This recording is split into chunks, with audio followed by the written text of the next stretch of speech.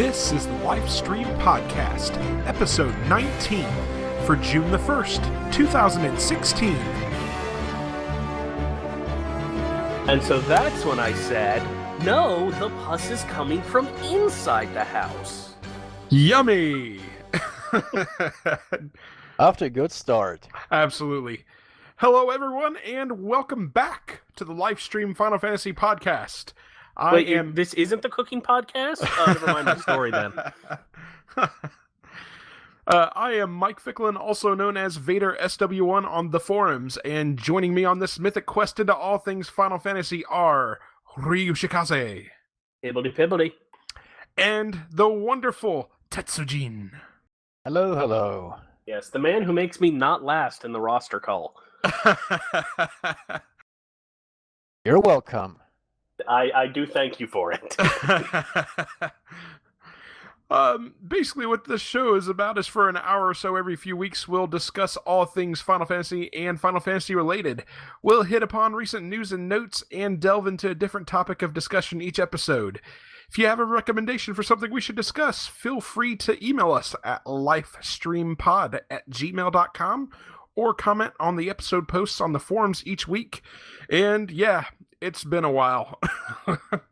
Remember, folks, there is no topic too stupid, raunchy, or even off-topic for us. Especially when you've got Ryu and Carly typically on the same show. I mean, if you ever listen to the Boomerang Squad episodes that I'm on, we tend to drift. For sure. But that's okay. That's what makes it entertaining. Oh, yes. So just a real quick update on what in the world's been going on, if you've been wondering. I've had a lot going on with some personal stuff, and tried to get a comic book going through Kickstarter, and that didn't happen, so we should be back on a regular schedule going forward here. I know we've missed some bits and pieces of news here and there, and we are certainly going to hit on some of the bigger news items that we've missed over the last few weeks. What's been new with you guys? Nothing much. Been playing a little bit of FF6, but I'm still on the World of Balance, so... I am as well. I just finished doing the first, the Sabin quest early on in the game. So I just finished that up. So our erstwhile third companion is also still on the World of Balance, as it seems, having just started the opera. Yeah, I think. We all just are taking our time with Final Fantasy VI, mainly because I gave us so much time to get it completed. We're not currently scheduled to finish it till June the 24th, and I'll be honest with you, I'm enjoying the hell out of playing it. Every time I pick up Final Fantasy VI, it wraps, it enthralls me. I love Final Fantasy VI so much. It's going to be a glowing retrospective, I promise. Yep. But we're just going to have to vote it a 1 just to be obstinate and piss off a lot of people. We're going to have to do the same for 7, too. I mean... Oh, for sure. You know. We need and to then, find... of course, 8, we have to rate, a 17 out of Q. We have to find some dissenting opinions about 6 and 7 here, just to have someone on here for people to hate. All right, so Carly for 7. I'm sorry, Tets, and I heard you speak up there. What did you say there? Oh yeah, I was just saying I'm looking forward to the retrospective. Oh yeah, it's going to be fun. It's going to be a lot of fun. Are you playing along with us? Not really, but No. FF6 is pretty much the only of the classic Final Fantasy games that I actually finished, and I really, really like it. Yeah, it's hands down the best of the Final Fantasy games from the Nintendo era. Hands down. For sure. I wish it had a little bit more to do with job system, but the Esper system's a pretty good compromise. It really is, and you can really tell where Final Fantasy VII's materia system borrowed pretty heavily from the way that the Esper system works in 6. So I'm so looking forward to it. Oh yeah. we also might have a very special announcement about the retrospective coming up here soon. Just waiting to hear back. But we may have something a little special going on. That's right. We might be pregnant. We're not saying who, but it's not Carly. It might be JT, yes. Who is conspicuous by his absence tonight. All right, so we'll move into some news and notes here.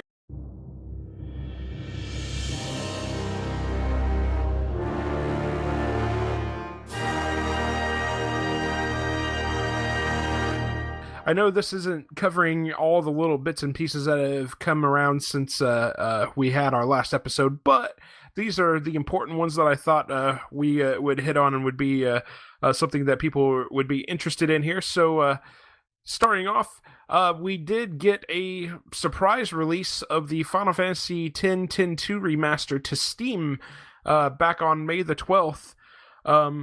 As I recall, and I could be recalling incorrectly, but it seems to me like Square was kind of non-committal about whether or not it was ever going to see a PC release, and then just up and surprised us with it. Yeah, it just seemed to come out of nowhere. Yeah, I don't recall them ever saying anything about whether it would or not. But it definitely, they've had a rush of releases to Steam very recently, including 9 Lightning Returns and this. So I think Square's actually realizing that Steam is a viable platform only several years after everybody else realized it. For sure. I'm sure that there are many fans of Final Fantasy X rejoicing in the fact that this was released to Steam. I did read something about the fact that there was some irritation about the fixed frame rate and some people trying to dink around with it and such, but otherwise I've heard nothing but good things about it, really. I'll now have to decide whether or not I'm going to use my PS TV or Steam when we actually get back around to doing 10 and 10-2. Yeah, I think I'm actually going to play it on my Vita. My Vita definitely doesn't get as much love as it should, and I absolutely love the Vita, so I will probably play it via that platform. That makes one out of you and Sony. Because Sony did not ever give love to the Vita. No, and it's a shame because it really is a wonderful video game system. I don't understand why it failed so hard. Sony mismanaged it like crap. Oh, I'm not disagreeing with you. Yeah. I'm definitely not disagreeing with you. And I wonder if its failure is going to be kind of the end of Sony trying to do handheld gaming systems. Well, it's not the fact that they had a handheld gaming system. That, it was the fact that they basically tried to sell you the system once, and then they absolutely tried to sell you the actual expandable memory at a ludicrous price point. So Sony has always been trying to capture, the media market by putting out standards that only they are using, and 80% of the time, it has bitten them in the ass. Blu-ray is kind of the notable exception. Yeah, I was going to say, somehow that managed to beat out HD DVD, and it beat it out in a fucking hurry, too. Yeah. Tets, you got anything on the XX2 remaster to Steam? Have you played it? Not really. I'm not really a PC gamer. I'm pretty much primarily consoles. I am too. I'll have to try to remember, and I will ask Lex next time he's on the show, because I'm sure he bought it. Next item that I saw was that Justice Monsters 5, the Justice Monsters 5 release has been delayed, at least in North America, due to technical issues, from what I understand. They're supposed to give more details and an official release date at E3 here in a couple of weeks. Kind of weird, given the fact that it released just fine over in Japan, and I believe is it in Europe, Tets? Honestly, I have no clue. I haven't really been following this. I don't think so, though. I don't think so. Yeah, just I don't know. It just seems kind of bizarre to be having technical issues at this stage. Maybe we'll know more about it when E3 rolls around here, especially with as open as Tabata is about everything. I'm pretty sure we're all very stoked about this glorified pinball game. Yep. Pretty much. Yeah, the only reason I would be overly stoked about it is if it has some kind of cool tie-in to Final Fantasy 15, like playing it reaps rewards, like good rewards to be used in Final Fantasy 15. We'll see. Although, you can play the game within the actual FF15 game, right? Yeah. Correct. Okay. Yeah, what I'm hoping for is something to the effect of the more you play it, like the more points you earn, you can trade in those points for items or cash in game. I don't know that that's what's actually going to happen, but that's what I'm hoping for. I mean, I could definitely see it having in-game prizes for high scores, and that would give people a reason to play it off the game. Right. On their morning commutes and whatnot. Next piece of information I saw was that Final Fantasy Brave Exvius is receiving an English localization. And they are going to apparently have a playable demo, I believe, at E3. If I recall correctly, this is one of their mobile titles, is it not? Yep. Yeah. Yes. It's a free-to-play game, if I recall correctly. Well, we'll put free in quotations because it's probably going to feature heavily in-app purchases. So yeah, absolutely, definitely. Freemium. I have to admit, though, it actually looks kind of good. I'm digging the art style and everything. I was going to say, is this the one that is very reminiscent of classic Final Fantasy, like NES era Final Fantasy or SNES era Final Fantasy? Yeah, it's definitely like 2D sprite art style, like 16-bit and such. It looks really good, actually. Yeah. If it's the one that I'm recalling from, I think they announced it like at E3 last year, and if it's the one I'm thinking of, it did look like it was the best of the mobile games that they had coming up. So I am excited about that. Yeah, I'm generally not really into mobile gaming or free to play and everything, but I might actually check this one out. I mean, since it's, quote unquote free, at least you don't have to pay anything to just, give it a try. Right, exactly. I have an intense hatred for the freemium games for the most part, but if this provides a decent experience, I might be tempted to have to continue with it. So yeah, same.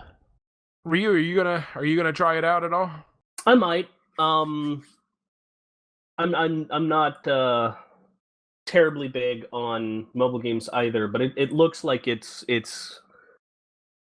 interesting enough to at least warrant a download and a test, if not necessarily long-term attention. Right. If it has that stupid like energy system that a lot of mobile games have, I don't know. I hate that sort of thing. Yeah, are you talking about like you can only play for so long and then you have to sit and wait a few hours for your energy to rebuild, or you can pay to have it restored? Yeah. Yeah, dude, I fucking hate that shit too. That's I really like Record Keeper, and that's probably the best mobile game that Square has released thus far, in my opinion. And I just got annoyed with the running out of energy thing that you're talking about, and the fact that they kept releasing new content over and over and over again. I never felt like I was actually getting to play any of the main story because I was always trying to chase the new content, and I ended up having to give it up. But yeah, I feel you on that one. Hopefully it's not like that, although I suspect it probably will be. It was also announced that playable demos of Final Fantasy XIV and Final Fantasy XV will appear at E3. I'm curious if the Final Fantasy XV demo is going to be the Platinum demo, or if they're actually going to have something else to show us. Well, I know what some of my previews for E3, or my predictions for E3 are. There will be playable demos. Director Hajime Tabata will appear via live stream to answer some pre-selected fan questions. And apparently you can tweet your questions to him using hashtag AskFFXV. And you might have a chance of your question being selected and answered. So that's pretty neat. I mean, I'm just sort of wondering how badly that's going. Not that he's not going to get a lot of legitimate stuff, but I'm just wondering how terrible the internet's going to be with that. You know, my problem with a lot of these kind of fan Q&A things is a lot of the same questions get asked all the time, and the other thing is it starts getting too spoilery. Like, I feel like Square has given us a ton of information about Final Fantasy XV ahead of its release here, and I really don't think I want to know anything else about it. I want to be surprised. I want to enjoy my experience with playing the game the first time. I don't feel like I want all the answers ahead of the release of the game. I'm honestly almost ready to go on a media blackout for FF15. That's exactly what I'm saying, Tets. That's exactly what I'm saying. I will probably avoid any spoilery shit about it that gets revealed at E3, to be honest. But then again, I may have no choice but to end up getting spoiled on it because I have to report the news on the podcast, so... Yeah, that's kind of the thing, right? Yeah, right. I might be screwed. And I thought this was kind of a rather humorous piece of news here. Famitsu hosted an interview with Hironobu Sakaguchi and Hajime Tabata.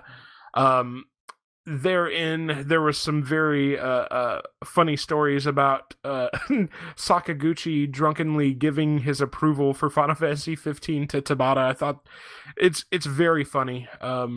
There's some. I just assume that everything that happens at Square Enix is done drunkenly. Drunkenly. I mean, it's how I explain Third Birthday happening. That game is a pile. I'll say what it's a pile of, because that would be insulting to piles. Wasn't that also Tabata directing this, or am I wrong about that? The problem wasn't who was directing it. The problem was that it was done in the 13 style of everybody worked on their own thing and they didn't fucking talk to each other. So it was horrifically fragmented. Also, it had nothing to do with the other Parasite Eve games. I wonder if they lost the rights to it or something. Oh, no, they absolutely lost the rights to the Parasite Eve name. It was under a contract. It ran out literally the year before they released Their Birthday. Oh, okay. It was originally a novel that they licensed the name of. The novel is utterly fucked up, but the first two Parasite Eve games are awesome, so... Fucked up in a good way fucked up, or fucked up in a bad way fucked up? Fucked up in that bad things should happen to organ donors, because how dare they? I am gonna put a link to this interview with Sakaguchi and Tabata on the show notes. It's well worth the read. It reads pretty fast. But there's there's not a lot of new information being given out about Final Fantasy 15 or anything. It's more about how Sakaguchi kind of got back, I guess, his good graces with Square, I guess is the best way to put that. Last piece of news that I had here, and actually before I get to that, I want to go ahead and bring up something that Ryu actually just brought up to Tets and I right before we started recording here. I don't know how many of you were aware of this or not, but apparently Ryu had sharp eyes and was able to discover a video that Square posted. I assume it must have been posted to their Japanese Final Fantasy 15 community. But basically, it's a 2-minute video of the chocobos in action from Final Fantasy 15, and it features a really cool folk version of the chocobo theme. Some pretty cool stuff, interactions with the chocobo, including the chocobos relaxing with the party at night at a campfire. The chocobos attacking some of the saber tusks, autonomously attacking. Yes. some pretty cool stuff featured in that video, and I will include that video in the show notes so that you can check it out, because I'm not sure how many of us actually knew that was out there. So thank you, Ryu. You are welcome. So the last piece of news I had here is in the form of an announcement. We have been actually discussing this for a while now, and I've been holding off on announcing it. But now that we're actually getting close to a point where the news is probably going to be trickling in as far as what's coming for Final Fantasy 15, I don't expect that E3 is going to have a lot of earth-shattering Final Fantasy 15 news. Could be wrong, but I'm not expecting that. So with the news starting to slow down a little bit heading into the release of Final Fantasy 15, I thought it might be an interesting thing to open up the podcast and allow some of our listeners to be featured on the podcast. The idea here is that basically the Lifestream Final Fantasy Podcast interviews you, and we're looking to basically interview one person per podcast. I don't know that we're going to do it on a every 2-week basis or whatnot. I'm not sure the logistics of that just yet. I'll get you some more details on that as we gear up to start doing this. But basically, the rules of this would be you must be an active current member in good standing on the Lifestream.net forums. You have to own a microphone and headphones or earphones, and you'll want to be able to, or have to be able to install Mumble and run the Mumble client on your computer. You must be able to record on weeknights after 6 p.m. Eastern Daylight Time. And you please note that we do reserve the right to edit or remove anything that we deem to be offensive in the midst of the conversation here. So, are you interested? Then simply reply to the posts we put up on the Lifestream.net forums about this and let us know, and we'll get back in contact with you. I'm kind of excited about doing this. Don't feel bad about getting offensive things cut out. It happens to us all the...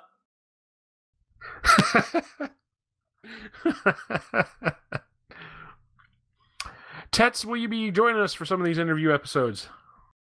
I might. If I'm not asleep, that is, because, you know... I don't know, we might need that hard-hitting unconscious commentary. No, I need the cookies. Don't take them. I need to fight the pig with them. What? Oh boy. That sounds more like a drug-induced haze than it does sleep. Drug-induced haze. What really is the difference? That being said, closing up the news and notes here.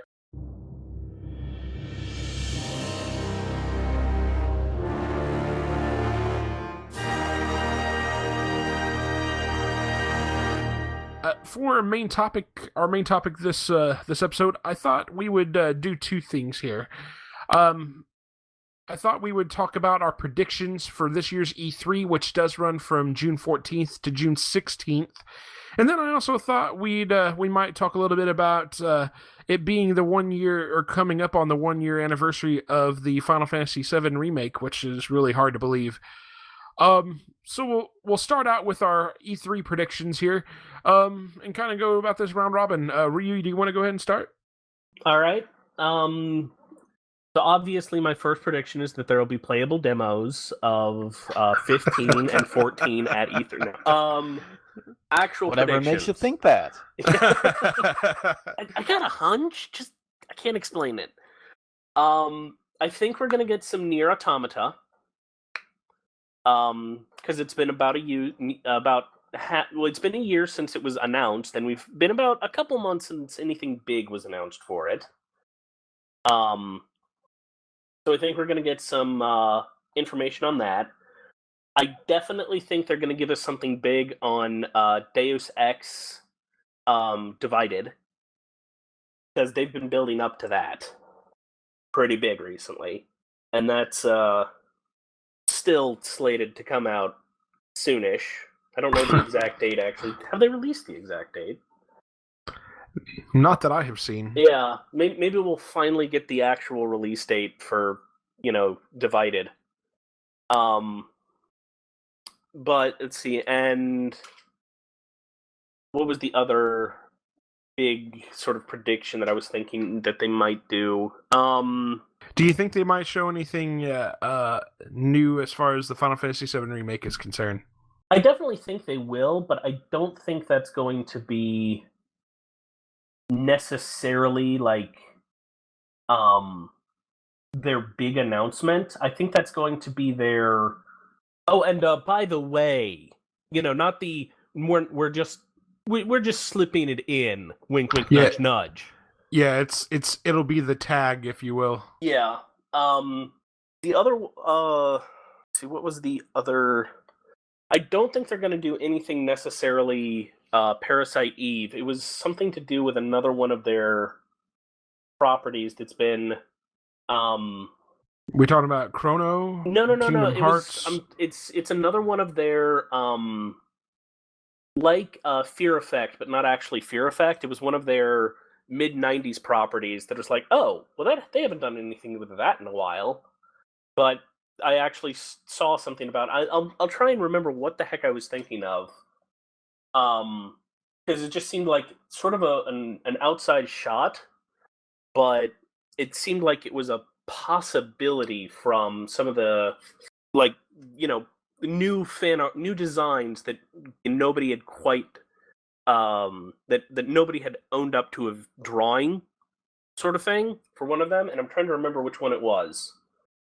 So, in other words, you're anticipating that they're going to announce some kind of sequel or maybe a remake to this, whatever you're trying to think of? Yeah.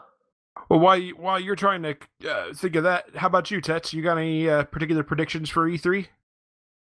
Well, I think we're kind of overdue for some Kingdom Hearts 3. No, we're never gonna get a Kingdom Hearts game ever. Yeah. I have no idea how Nomura's handling both the 7 Remake and Kingdom Hearts 3 at the same time, but I definitely hope we'll get some Kingdom Hearts 3 stuff. A lot of sake, Remake. A lot of sake. Oh, it was an ogre battle game. Okay. So thinking about it, I also think that it like if they ever decided to bring up a new Front Mission game, I would not be opposed to that. I'm not familiar with either of those. I never played any of them. Front Mission is a modern day military mech tactics game. Okay. Whereas Tactics, the entire Ogre series, Tactics Ogre, Ogre Battle, etc., is very much like Final Fantasy Tactics, but noticeably different. It's its own thing. Gotcha. So I don't know that they're gonna do something, but I've seen some Ogre stuff that looked newish. I also don't think that they're gonna do. They also just released a Star Ocean, so it doesn't seem likely that they're gonna be doing a Star Ocean. For sure. But I could definitely see demo it. They're actually bringing back a lot of their older IPs in some way or another. So, Tets, go ahead again. Sorry. Shit. What was I saying? Okay, Kingdom Hearts 3, yes. 7 Remake, and dare I say FF12 HD Remaster. Yes. Get to it, Square Enix. Yes. That actually was going to be my big prediction for E3.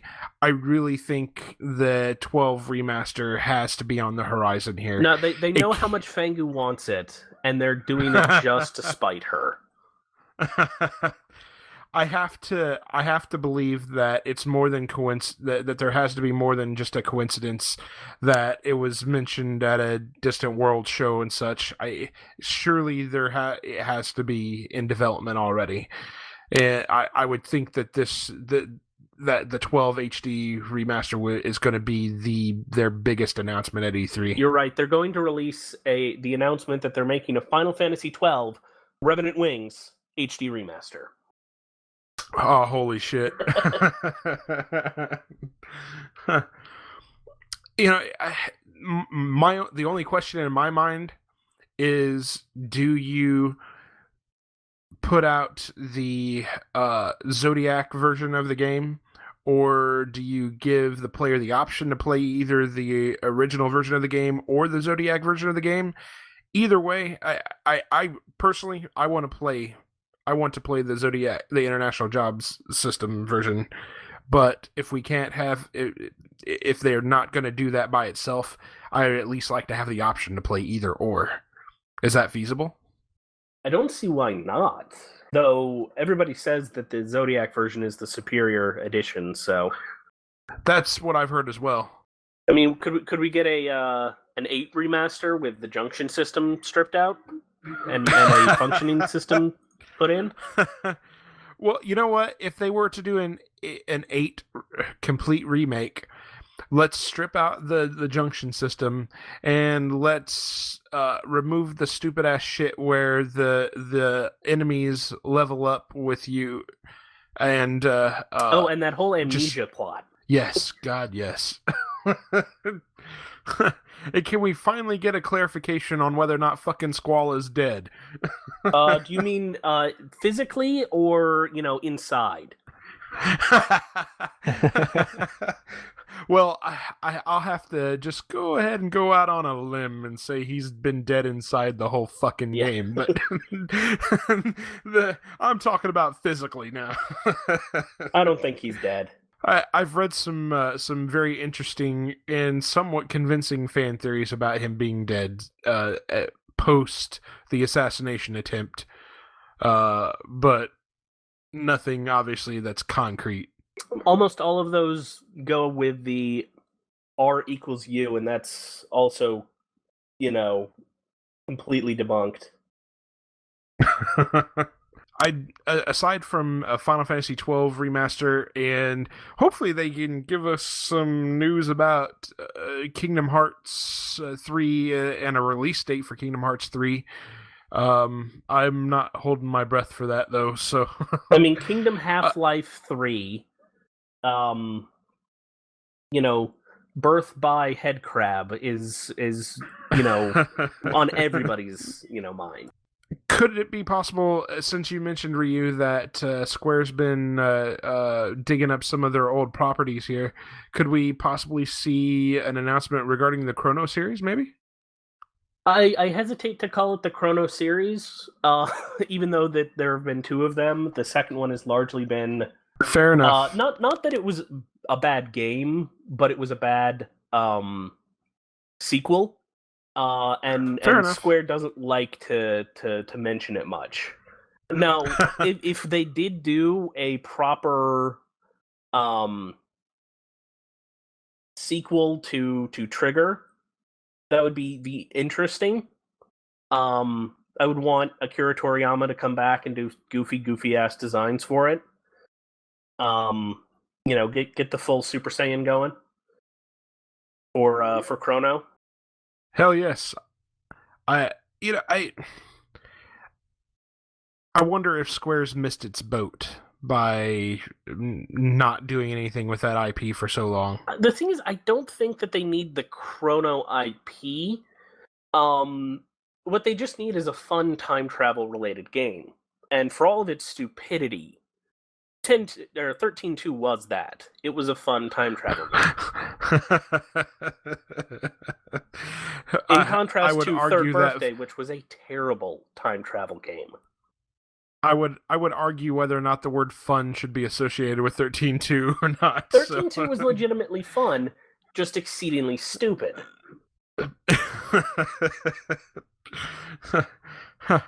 I would put the fun for 13.2 in the same category as the fun for Final Fantasy 2 or Final Fantasy 8. Well, no, okay. 8 can also be very, very fun. You just don't play on its terms. That's what. Fair enough. I'll agree with you there. Fair enough. You don't play along with 8 or 13.2. You are. It's a combative thing. And you're definitely just sort of trying to pull the wool over its eyes. I will recommend people to play that game, but I will also recommend them do the Lightning DLC first and just steamroll the rest of that. It's fun. And I mean, anybody that's never played Final Fantasy VIII before, too, I highly recommend you just cheese the fuck out of that game, man. Disc 1 Lionheart, follow the best junctions. Yep. There is so much fuckery you can get away with in Final Fantasy. You can do the entire not even final funny. dungeon without taking any damage if you know what to do. The best part... Well, never mind. I'll wait for our Final Fantasy VIII retrospective on that, because I have so much to say about that final dungeon, so... Okay. Outside of Square Enix products, do you guys have anything that you guys are looking forward to seeing at E3? I'm hoping to see something from Way Forward. Like, they're not a big name, but they actually have been developing a big game, so I don't know if they're going to release it at E3, but they might release it around E3. Information on the final version of Shantae Half Genie Hero. I'd love to see Zelda news, maybe something on the NX, though I think that's a year early. Or actual release. Or Metroid. We might actually get the announcement of the proper announcement of the NX and a release date. Hopefully it's worth purchasing. Yep. I'd kind of like to get more news about the Telltale Batman game that's on its way. I'm very much looking forward to that. I think it'd be interesting if you didn't I'm pretty play much as only Batman looking in forward it. to Sorry. I was just saying I'm pretty much only looking forward to The Legend of Zelda. I think Nintendo is doing a live stream, and that's pretty much the only thing they're showing at E3. If I recall correctly. I don't think that's going to be the only thing, but I do think that's going to be their big ticket item, and then they're gonna slip like with Square and any 7 news. I think they're just gonna slip stuff in. Yeah, I don't know. If they are going to go full on with promoting the NX, then I hope that they've got something to show other than fucking Super Mario Brothers. Hopefully they've got Zelda to show off, or maybe some Metroid, because I love Metroid. So would that be too much to ask? I actually do hope that Metroid Federation Force turns out good and sells well, because I would love another Metroid. But I don't think they're getting an announcement. I think that they're testing the waters because of how terrible a Metroid Other M is. And I could go on for at least an hour on how terrible Metroid Other M was and how to fix it. But I won't. You're welcome. I just want another Metroid Prime. Yes, I would love for Retro to go back to Metroid Prime. Actually, and while we're at it, let's go ahead and bring Mega Man back and to the Nintendo system, and let's bring back Rampage. I want a modern Rampage game. I can definitely see a modern Rampage. It'd be fucking amazing. I love Rampage. World Tour is great. A local barcade has a copy of that. Oh, that's awesome. Yep, come visit. We'll drink and play Rampage. Maybe in that order. Or maybe both at the same time. Exactly. Maybe we can get Lex to come down from Canada. Sorry, I'm mentally singing the Girlfriend in Canada song from Avenue Q. Give me a second. Actually, the moment when you said something about drinking, the moment that I started thinking about Dennis Leary's Irish drunken fight song. So, so that being said, then how about it's hard to believe that it's been 1 year since almost a year since the Final Fantasy VII Remake announcement came from E3, and it seems like we really, other than the additional little gameplay trailer they gave us a while back here, it's really kind of been kind of hush-hush for most of the year about it. I'm just sort of trying to think of what to say. Usually when they make a big announcement and don't give anything, they're waiting to make a big splash at like E3. Yeah, I mean, I think the only other major news that they dropped about it was the fact that it was going to be done in multiple installments. But we don't know anything about how those multiple installments are going to work or anything like that. So, I just hope we don't know. We give it to Taro Yoko and let Platinum, build it just like they're doing with Nier Automata. We'll just have blood and guts and horrible people everywhere. I am not familiar with the game that you're referring to, so I assume it's being done in multiple installments as well? No, actually, it's not. So, Nier Automata is the sequel to Nier, which is one of the most loved but littlest known Square Enix titles of the last console generation. It was a PS3 title that had near universal acclaim from the 5 people that played it. To the point where I do think that an LPer was responsible for more actual sales of the game than Square Enix's initial marketing. And I don't say that facetiously because the LPer actually got contacted by the director and personally thanked. Wow. But anyways, it's part of a series of games that have been going on for a while by developer Taro Yoko, who works for Square Enix, called Drakengard in the West and Dragoon in the East. And last year, everybody and their mother was shocked to learn that they were actually giving Nier a sequel. Great that everybody was shocked that, Drakengard 3 happened in the first place, but that actually sold fairly well. But yeah, no, the thing is that Taro Yoko has really good, if horrible, people plots, but his gameplay is not always the best, whereas he's working with Platinum now, so it's going to be the best of both worlds. And so I would just love to see someone like Platinum taking over the gameplay aspect. Do you think that I know we're basing our any opinions we give on the very little information that's been given, but do you think, based on the fact that they're going to do this in multiple installments, that they are going to allow backtracking to older locations from previous installments? I mean, I can't imagine, because it's available in the original game and was necessary in the original game, I don't think that, the question is, how much are they going to allow you to backtrack? Right. I do think that in the end, they're absolutely, at least in the last chapter, they're going to have to include the ability to go everywhere. But they might, make invisible walls, basically, during the middle chapters of not allowing you to go backwards. Literally, by such things as going, the ferry's out and we don't have a boat, that sort of thing. Yeah, it's going to be interesting to see how they play this out, especially if you're one of those that likes to try to get the gold chocobo as quickly as possible. Being able to do some backtracking once you actually have the gold chocobo to go get certain items, certain materia and stuff. It should be interesting to figure out how they play this out.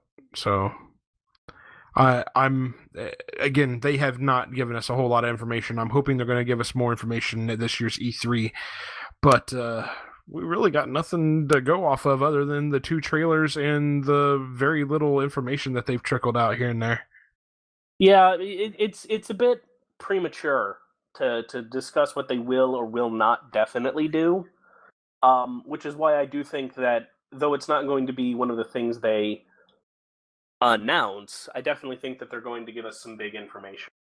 I hope so. I certainly hope so. Tets, you got anything on it? Not really, no. I'm expecting a big expose write-up about this on the Lifestream.net this week from you. Oh boy. I'm going to need a big editorial from you about it. 3,000 words, no less. 30 years old, I'm still getting homework. Unbelievable.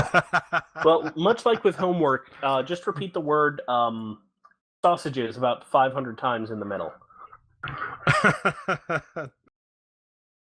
I did occasionally throw in when I had to do busy work assignments. Every once in a while, I would just throw in a complete nonsense sentence in the middle of a paper just to see if somebody caught it. I think we're all guilty of doing that for a time or two. That said, I think we can go ahead and close up our main topic discussion. really not a lot to be said because there's just a lot of uncertainty surrounding what Square might have up their sleeve for E3. I think we can, however, all safely say that we really want that Final Fantasy XII HD remaster to be announced for sure. So, and some of us are willing to kill for it. Now, I'm not going to name names. I'm just going to say that the name rhymes with Bangu. And Fangu, again, I promise you will be featured on any serious discussions we have about Final Fantasy XII going forward. Well, any dedicated. We can't call them serious. Let's be honest with ourselves. Oh, okay, fair enough. There'll be lots of dumb jokes. I think real quick before we get into feedback here, Tets brought up a fan gathering that they're trying to get together called Kupo-Con. And we want to give a shout out to Kupo-Con. You can actually read a little bit about what they're trying to do at their website. It's just Kupo-Con.com, Kupocon.com. There's a lot of good information on there. Looks like they're shooting for the first Kupo-Cons to be held in 2017. Looks like they're going to do one in London, England, and one in New York in the United States. No venues or specific dates have been announced just yet here, but just from the sounds of what they're doing, it sounds really cool. And there's no other big Final Fantasy fan conventions like this anywhere else. So if you want to put your support into this here and take a look into it, I highly recommend it. It looks like it's looks like they've got some pretty cool stuff that they're trying to get done with it here. I definitely win the best because DashCon. DashCon? What? I basically am hoping that they don't get in over their heads and wind up having another DashCon, which was the Tumblr convention that became infamous for not paying guests, having a donation drive mid-con, and offering people another hour in the ball pit. Wow. Oh, that one. I remember that. Wow. Yeah, hopefully it doesn't end up like that. These guys seem like they're a little more legit, so we'll see how it goes. I'm giving them my cautious endorsement. Yeah, there seem to be professionals involved, so hopefully this will all go well. I'm definitely interested. I don't know if I will make it to London next year, but I'm interested. I'm totally interested too. I mean, I can't think of any other major Final Fantasy fan get-togethers that are out there other than I think Square runs one for Final Fantasy XIV every year, don't they? I have no idea. Yeah, I don't know why that's sticking out in my mind. I'm pretty sure that they do, but I could be mistaken. I'm just kind of surprised in general that there hasn't been like a big fan gathering yet. You know, just put a full disclosure, I actually thought about trying to get a fan get-together put together, nothing on the level of a convention, but just putting together a get-together either on the East Coast or the West Coast. And my preference actually was to do it in Los Angeles, where hopefully we could persuade some of the voice actors to come out and do some meet and greets and such. But these guys beat me to it. So that said, we can move on to some listener feedback, and we did get a little bit of that.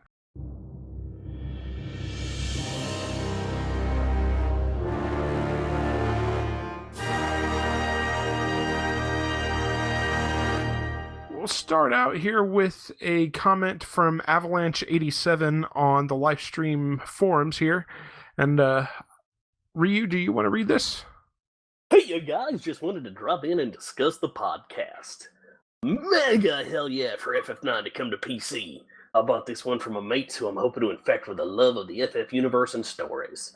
9 is my little push to get him into his head around how the game works and what it's like before 7 comes out, and hope to get him stuck into it also. I feel 9 is the second best FF I've played, with 7 coming in first, of course. I enjoyed 10 and 12. 12 Revenant Wings was a bit meh. 3 was awesome. 4 was even more awesome. I never finished 8, but plan to. Not played any of the 13s yet. Still need to get through 5 and 6, so I feel 6 will come in second and bump 9 down to third place. Holy moly, auto-learning abilities by equipping. Serious! I think it's a shame to completely screw that up. You need to prioritize the sequence of learning abilities. So simply equip an item, ability to learn, unequip, equip something else. An ability to learn seems quite stupid, especially while characters had to build up over 100 AP to learn something stronger than normal. Gotta throw in, too, that despite my age, I'm kind of pumped for a more chilled-out FF world and World of Final Fantasy. I think it's going to be super cute and just be more of a light-hearted game and fun, especially with the nostalgic side of things, to a degree. But I still gotta pick up my console. I'm out to see if there's a super-duper whiz-bang special FF7 Remake console for me to spend way too much money on. But it'll be... You can go ahead and count on it. But it'll be in addition to my collection, too. Gotta contact a mate in Canada and a mate in California if I can get it shipped to their place. They ship to Australia for me in anticipation if they do for 7 what they did for 15 online order shenanigans.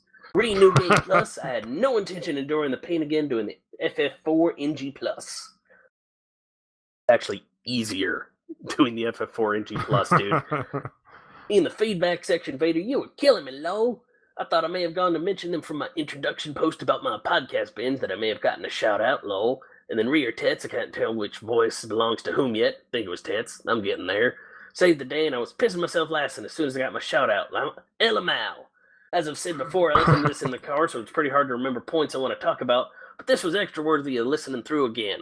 Also wish I could give you guys help with the whole iTunes thing, lol. I'm one of the people who think apples are for eating and drinking. Cheers! That's what. Thank you, Avalanche. Southern half of the hemisphere, southern accent, right? Yeah, we're all agreed. Yeah, we're good. and actually, JT actually ends up mentioning to him that it was actually he that gave Avalanche his shout out there, as Tets hadn't made it onto the episode. But Tets, would you like to go ahead and give Avalanche a shout out just so he knows? Yeah. Whatever. Also, part of the reason why he became so immensely Southern was because his follow-up comment starts with, "Ah, she, JT."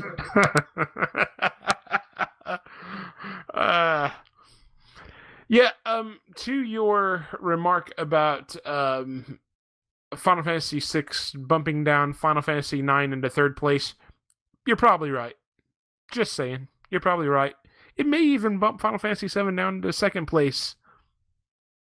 I'm waiting for lightning to strike me down for that remark, by the way. No. She doesn't really care. You can almost count on there being a special edition Final Fantasy VII PlayStation 4 console, by the way. There is no doubt in my mind that Square is going to try to capitalize on this in any way, shape, or form that they possibly can. There's no way they're not going to do some kind of special console with it. No way. And Sony is going to go, absolutely, special console, release that shit. Now, what I really want them to do is to put out some fucking t-shirts and shit. That's what I want. I want t-shirts and hats. Would that be too much to ask? Yes. Apparently. Square, I want to give you my fucking money. They don't want your filthy money. I know. Not for clothing. Take my money. Take my money. Give us some clothing. Really? He's naked right now, Square Enix. You might as well. No comment. I am curious though, Ryu. How is the new game FF4 New Game Plus easier than playing through the pain the first time around? You already have all your augments. You can start the game with Death Incarnate. Would you recommend following like an augment walkthrough? Oh, absolutely. Yeah. Yeah, I there was not an augment walkthrough when I played through the first time, and really? Yeah, they came out with one before it was released in the U.S. Well, maybe I didn't look hard enough then, or maybe I just thought I could get away with it myself, but I did not use one, and I'm pretty sure I fucked up. So that I believe was the only remark that we really got off of the Lifestream forums here. We got an email from CJ, and Tets, do you want to read this? Sure. Hello. I have been listening to the Lifestream podcast since about last October, and I really look forward to both the regular shows and the retrospective series. Everyone on both shows brings a different perspective. Please keep up the good work. In the most recent podcast, you guys asked if there are any RPG fans besides Carly who have not played Final Fantasy VII. I actually know two. I have one friend named Devon who seems to just rag a FF7 for shits and giggles. I think he got on the hate FF7 because of all the attention it gets bandwagon and just never got off. He's a big fan of FF12, and I think that adds to it, since a lot of people in our age group really hated FF12 and loved FF7. The other person is actually my husband. Since FF7 is my favorite, I have tried many times in our 7 years of being together to get him to play, but he's completely uninterested. It's a bit of a bummer, since I would love to share the experience with him, but I think that's why he doesn't want to play. He has already seen me play it a lot, and I think he doesn't want to disappoint me by not being super into it if he plays. As for the question about Tabata stating there is no current plan for a FF15 sequel, I think that is a good move right there.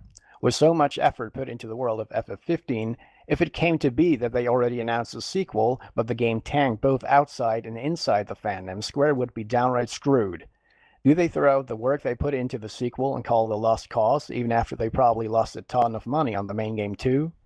Better to make sure the work they've done pays off, and they can feel out how receptive the community may be at receiving more FF15 related content. Besides, they have the FF7 remake and Kingdom Hearts 3 to throw time and workers on for the next year until FF15 status can be better gauged once it's been released for a while. Anyway, I am hoping to start playing through some of the upcoming games in the retrospective if time allows. I am also incubating a tiny gamer due in October, so only time will tell how up to do anything I will be on any given day. Regardless, I always look forward to listening to the podcast. They massively help me get through my workday. Thanks, everyone. Awesome. Thank you very much, CJ. Appreciate that. As a suggestion, you could try and get your husband interested in another game starring Cloud, like Parasite Eve. I didn't realize Cloud appears in Parasite Eve. Yeah, he's going by a different name, calling himself Aya, but you'll recognize him. Essentially the same character. Oh yeah, long before Lightning. But no, granted, it's a very body horror game, so maybe don't actually play it while pregnant. But it is a very good game, also by Square. And if you've never played it, I do recommend it. Its sequel is also one of the few games in which a military force appears, is helpful, and is helpful towards you as the main character, and is actually helpful in their actions. Unlike most post-apocalyptic horrific sequences. Oh, it's not. Parasite Eve isn't post-apocalyptic. Well, that's why I said horrific also. Yeah. As to your friend that seems to hate FF7 because of all the attention it gets, yeah. There are so many people that just hate something because the majority of the people love it. We call those hipsters here. Look, I was hating on things before they were cool, before hating on things before they were cool was cool.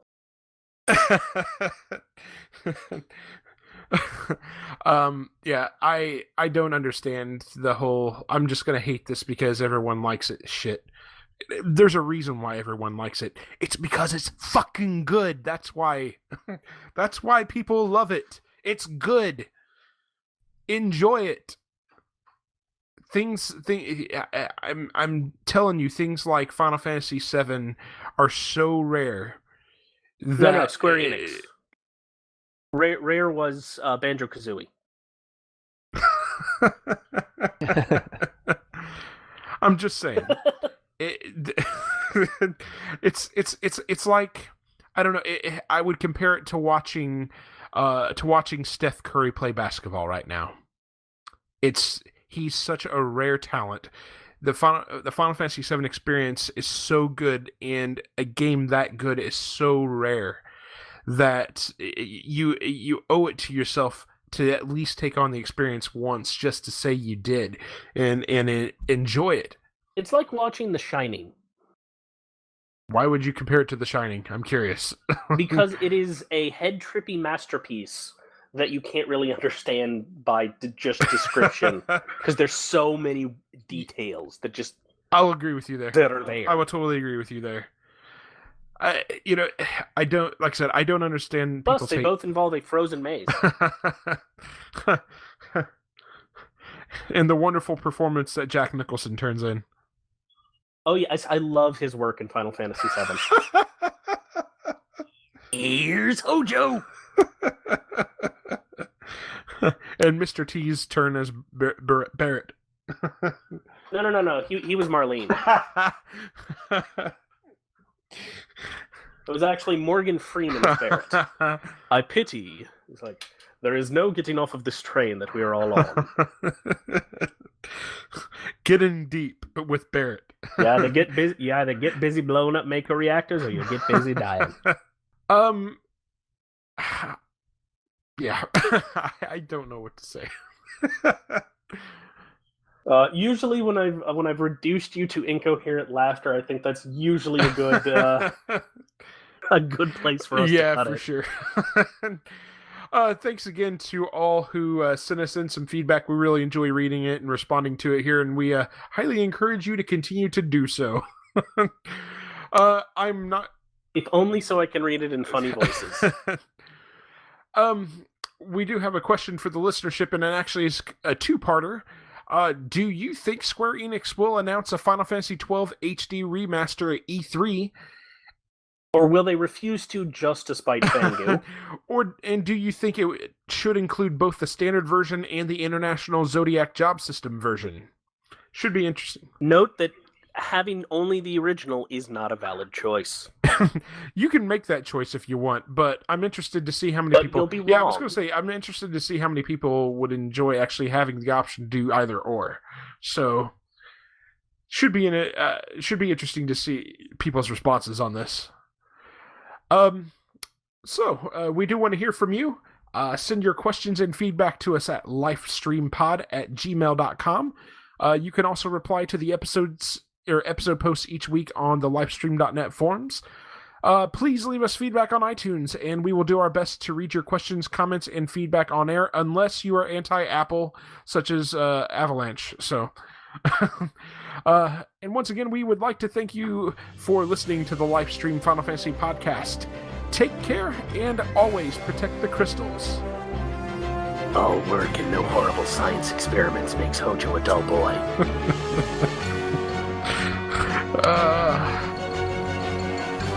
Music featured on this podcast is courtesy of Incompetech.com.